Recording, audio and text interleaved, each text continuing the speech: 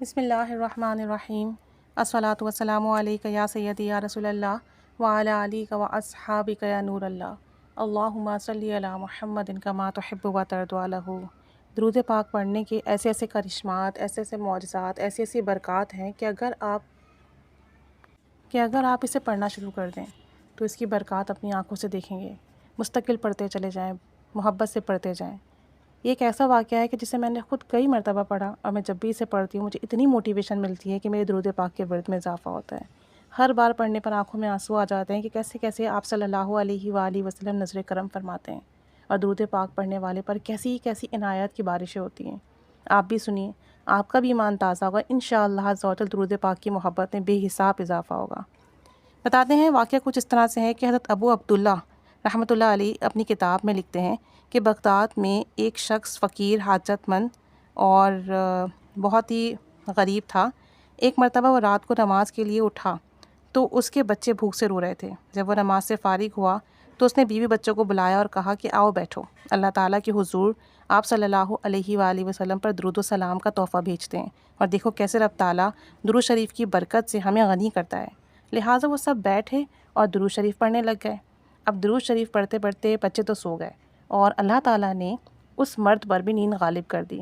اب جیسے ہی وہ سوئے تو نبی کریم صلی اللہ علیہ وآلہ وسلم کی زیارت نصیب ہوئی۔ آپ صلی اللہ علیہ وآلہ وسلم نے اسے تسلی دی اور فرمایا کہ جب صبح ہو جائے اللہ کے حکم سے تو میرے پیارے امتی، تجھے فلاں مجوسی کے گھر جانا ہے اور اسے میرا سلام کہنا، اور نیز یہ کہنا کہ تیرے حق میں جو دعا ہے وہ قبول ہو چکی ہے، اور تجھے اللہ کے رسول صلی اللہ علیہ وآلہ وسلم فرماتے ہیں کہ اللہ تعالیٰ کے دیے میں سے مجھے یعنی کہ جو پیغام لے کر آیا ہے اسے کچھ دے۔ یہ فرما کر آپ صلی اللہ علیہ وآلہ وسلم تشریف لے گئے۔ اب وہ جو مرد سوالے تھے جب بیدار ہوئے تو بہت خوش تھے اور بہت مطمئن تھے، لیکن ان کے دل میں یہ بات آئی کہ جس نے خواب میں حضور صلی اللہ علیہ وآلہ وسلم کو دیکھا تو برحق انہیں ہی دیکھا۔ شیطان کسی کا بھی روپ لے سکتا، ان کا روپ اختیار نہیں کر سکتا۔ اور پھر یہ بھی کہ حضور صلی اللہ علیہ وآلہ وسلم مجھے ایک آگ کے پجاری مجوسی کی طرف بھیج رہے ہیں، اور پھر اس کو سلام بھی فرمائیں، یہ کیسے ممکن ہو سکتا ہے؟ کہتے ہیں اسی خیال میں گم تھا کہ دوبارہ آنکھ لگ گئی۔ اب جب دوبارہ سویا تو دوبارہ یہی خواب آیا، اور پھر جب صبح ہوئی تو میں پوچھتا پوچھتا اس مجوسی کے گھر پہنچ گیا۔ کہتے ہیں مجوسی کا گھر تلاش کرنے میں مجھے زیادہ پریشانی نہ ہوئی، کیونکہ وہ بہت مالدار آدمی تھا، اس کا کاروبار وسیع تھا۔ اور جب مجوسی کے سامنے میں پہنچا تو میں نے مجوسی کے پاس اس کے کافی کارندے دیکھے، اور میں نے مجوسی نے اس اجنبی کو دیکھ کر پوچھا کہ آپ کو مجھ سے کوئی کام ہے؟ اس مرد سوالے نے جواب دیا کہ میں آپ سے تنہائی میں بات کرنا چاہتا ہوں۔ تو چنانچہ اس نے اپنے نوکروں اور غلاموں اور خادموں کو باہر بھیج دیا۔ اب جب سب باہر چلے گئے تو اس مرد سوالے نے کہا کہ ہمارے نبی صلی اللہ علیہ وآلہ وسلم نے تجھے سلام فرمایا ہے۔ یہ سن کر مجوسی نے کہا کیا آپ کو یہ نہیں معلوم کہ میں مجوسی ہوں اور ان کے لائے ہوئے دین کو نہیں مانتا؟ اس مرد سوالے نے جواب دیا میں جانتا ہوں، لیکن میں نے 2 مرتبہ آپ صلی اللہ علیہ وآلہ وسلم کو خواب میں دیکھا اور مجھے اس بات کی تاکید فرمائی گئی۔ یہ سن کر مجوسی نے کہا تجھے اللہ کی قسم کیا واقعی تجھے تمہارے نبی نے بھیجا ہے؟ تو اس مرد سوالے نے جواب دیا کہ اللہ گواہ مجھے یہی فرمایا گیا۔ پھر اس مجوسی نے پوچھا اور کیا کہا؟ تو مرد سوالے نے جواب دیا کہ آپ صلی اللہ علیہ وآلہ وسلم نے مزید فرمایا کہ اللہ تعالیٰ کے دیے ہوئے میں سے مجھے کچھ دے، اور یہ کہ تیرے حق میں جو دعا ہے وہ قبول ہوئی۔ یہ سن کر مجوسی کہنے لگا تجھے معلوم ہے وہ دعا کون سی ہے؟ مرد سوالے نے جواب دیا نہیں مجھے معلوم تو نہیں۔ پھر مجوسی نے کہا میرے ساتھ اندر آئیے، میں آپ کو بتاتا ہوں۔ انہوں نے آپ کو بٹھایا اور اپنا ہاتھ بڑھائیے یہ کہا، اور کہا کہ میں آپ کے ہاتھ پر اسلام قبول کر لوں۔ پھر اس کے بعد میرا ہاتھ پکڑ کر کہا، کلمہ پڑھا انہوں نے اور اسلام قبول کر لیا۔ اور اس کے بعد انہوں نے اپنے ہم نشینوں، اپنے غلاموں، اپنے کاریگروں سب کو بلا کر کہا کہ سن لو، میں گمراہی میں تھا، اللہ تعالیٰ نے مجھے ہدایت دی اور میں نے ہدایت قبول کر لی ہے، اور میں ایمان لے آیا ہوں اللہ پر اور اس کے آخری نبی پر۔ تو تم میں سے جو ایمان لے آئے اور اس کے پاس جو میرا مال ہے وہ اس پر حلال ہے، اور جو ایمان نہ لائے وہ میرا مال ابھی واپس کر دے، اور آئندہ وہ نہ مجھے دیکھے گا اور نہ میں اسے دیکھوں گا۔ چونکہ اس کے مال سے کافی لوگ تجارت کر رہے تھے تو اس کے اعلان سے اکثر لوگ ایمان لے آئے، اور جو ایمان نہ لائے وہ ان کا مال واپس کر چلے گئے۔ اس کے بعد انہوں نے اپنے بیٹے کو بلایا اور کہا کہ میرے بیٹے میں نے اسلام قبول کر لیا ہے، اب اگر تو نے اسلام قبول کر لیا تو پھر تو میرا بیٹا ہے اور میں تیرا باپ، ورنہ آج سے نہ تو میرا بیٹا اور نہ ہی میں تیرا باپ۔ یہ سن کر بیٹے نے کہا ابا جان آپ نے جو راستہ اختیار کیا ہے میں اس کی مخالفت ہرگز نہیں کروں گا، اور پھر وہ ان کا بیٹا جو تھا وہ بھی ایمان لے آیا۔ کہتے ہیں کہ پھر انہوں نے اپنی بیٹی کو بلایا جو اپنے بھائی کے ساتھ شادی شدہ تھی، اور یہ مجوسیوں کے مذہب میں تھا کہ اس نے اپنی بیٹی کو بلا کر وہی کچھ کہا جو اپنی بیٹی سے کہا۔ یہ سن کر بیٹی نے کہا کہ خدا کی قسم، میرا شادی کے دن سے آج تک اپنے بھائی کے ساتھ ملاپ نہیں ہوا، بلکہ مجھے نفرت ہے اس تمام رشتے سے۔ اور پھر اس بیٹی نے بھی جو ہے کلمہ پڑھا اور جو ہے وہ ایمان لے آئی۔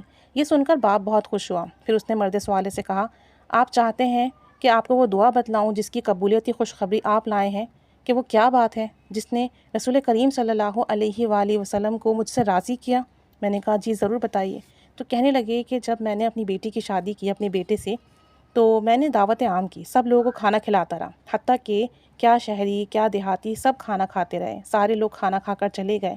اب چونکہ میں بہت تھک چکا تھا سارے انتظامات وغیرہ دیکھ کر، تو میں نے مکان کی چھت پر بستر لگوایا تاکہ آرام کروں۔ اب میرے پڑوس میں ایک سید زادی تھیں جو کہ سیدنا امام حسن رضی اللہ تعالیٰ عنہ کی اولاد میں سے ہیں، اور ان کی چھوٹی چھوٹی بچیاں تھیں۔ جب میں اوپر چھت پر جا کر آرام کرنے کی غرض سے لیٹا تو میں نے ایک صاحبزادی کی آواز سنی۔ وہ اپنی والدہ محترمہ سے کہہ رہی تھی کہ امی جان، آپ نے دیکھا ہمارے پڑوس میں مجوسی نے کیا کیا؟ اس نے ہمارا دل دکھایا ہے، سب کو کھانا کھلایا مگر ہمیں پوچھا تک نہیں۔ اللہ تعالیٰ اسے ہماری طرف سے اچھی جزا نہ دے۔ جب میں نے اس شہزادی کی یہ بات سنی تو میرا دل پھٹ گیا اور مجھے سخت کوفت ہوئی کہ میں نے ایسا کیوں کیا۔ کہتے ہیں میں جلدی سے نیچے اترا اور میں نے دریافت کیا کہ کتنی شہزادیاں ہیں، تو معلوم ہوا کہ 3 شہزادیاں ہیں اور ایک ان کی والدہ ہیں۔ میں نے کھانا لیا، 4 بہترین جوڑے اور کپڑے لیے، کچھ نقدی لی، اور ساتھ ہی جو ہے نوکرانی کے ہاتھ یہ تمام چیزیں وہاں بھجوا دی، اور خود دوبارہ چھت پر آ کر بیٹھ گیا۔ جب وہ چیزیں جو میں نے بھیجی تھیں ان کے ہاں پہنچی تو وہ بہت خوش ہوئیں۔ اب شہزادیوں نے کہا کہ امی جان، ہم کیسے یہ کھانا کھا لیں، حالانکہ بھیجنے والا ایک مجوسی ہے۔ یہ سن کر ان کی والدہ نے کہا کہ اللہ تعالیٰ کا رزق ہے اور اس نے ہمیں بھیجا ہے۔ شہزادیوں نے کہا ہمارا مطلب ہرگز یہ نہیں، ہمارا مطلب تو یہ ہے کہ ہم اس وقت تک نہ کھائیں گے نہ پئیں گے، کہ ہم اس وقت تک یہ کھانا نہیں کھائیں گے جب تک وہ مجوسی ہے، پہلے اس کے لیے اپنے نانا جان سے شفاعت کے لیے دعا کر لیں، اس کے مسلمان ہونے کی، جنتی ہونے کی اللہ کے حضور دعا مانگ لیں۔ اب ان شہزادیوں نے دعا کرنا شروع کی اور ان کی والدہ نے آمین کہا۔ لہٰذا یہی وہ دعا ہے جس کی قبولیت کی بشارت نبی کریم صلی اللہ علیہ وآلہ وسلم نے تیرے ہاتھ بھیجی ہے، اور اب میں آپ صلی اللہ علیہ وآلہ وسلم کی حکم کی تعمیل یوں کرتا ہوں کہ جب میں نے اپنے بیٹے کی شادی اپنی بیٹی سے کی تو نصف جائیداد ان کو دے دی تھی اور نصف میں نے رکھ لی تھی۔ اب چونکہ ہم سب مسلمان ہو گئے ہیں اور اس مبارک دین نے ان دونوں کا بہن بھائی کر دیا ہے، تو لہٰذا جو مال ان کو دیا تھا وہ میں آپ کو دیتا ہوں، اسے آپ لے جائیے۔ تو اس طریقے سے جو غریب اور مفلس شخص تھا اس کی مدد ہوئی، اور انہوں نے اپنی آدھی جائیداد آدھا مال ان کو دے دیا۔ اور جو سید زادی تھیں جنہوں نے ان کے حق میں دعا کی، وہ دعا قبول ہوئی اور یہ ایمان لے کر آ گئے۔ تو آپ دیکھیں سیدوں کا کیا مقام ہے، آل رسول، آل نبی صلی اللہ علیہ وآلہ وسلم کا کیا مقام اور مرتبہ ہے۔ اگر ہمیں یہ سعادت مل جائے، یہ موقع مل جائے کہ ہمارے آس پڑوس میں جاننے والوں میں کوئی سعادات ہیں، تو ہمیں چاہیے کہ ہم ان کی بے لوث خدمت کریں، ان سے محبت کریں، انہیں ہدیہ دیں، اور پھر ان سے کہیں کہ وہ اپنے نانا جان سے ہمارے لیے تھوڑی سی سفارش، تھوڑی سی گزارش کر دیں۔ آپ یقین کریں اگر ایک بار ان کے ہاتھ ہمارے حق میں اٹھ گئے تو جو دعا ہوگی وہ قبول ہوگی، کیونکہ جو بھی سعادات کرام کی خدمت کرتا ہے آپ صلی اللہ علیہ وآلہ وسلم انہیں بہترین بدلہ عطا فرماتا ہے۔ آپ صلی اللہ علیہ وآلہ وسلم انہیں بہترین جزا بدلہ دیتے ہیں، اللہ تعالیٰ بہترین جزا دیتا ہے۔